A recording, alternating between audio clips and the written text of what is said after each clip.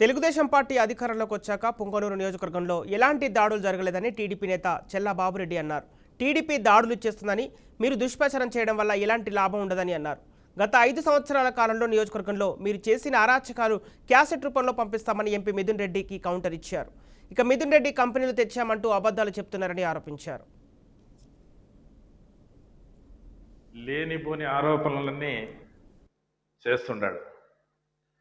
నేను ఒక్కటే అడుగుతున్నా మిథున్ రెడ్డి గారిని, అయ్యా మిథున్ రెడ్డి గారు, గత 2 సంవత్సరాల ముందు ఏమి జరిగింది పుంగనూరు నియోజకవర్గంలో?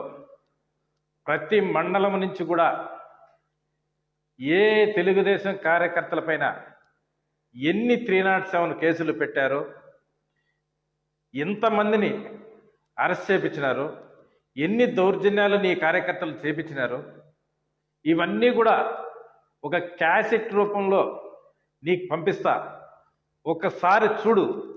ఎందుకంటే ఆ రోజు మీ తండ్రి గారు నెంబర్ 2 స్థాయిలో ఉండి ఈ నియోజకవర్గంలో ఈ జిల్లాలో విచ్చలవిడిగా అధికారాన్ని అడ్డం పెట్టుకొని తెలుగుదేశం కార్యకర్తలతోనేమి తెలుగుదేశం నాయకులతోనేమి భూస్థాపన చేసేదానికి ప్రయత్నించినాడు.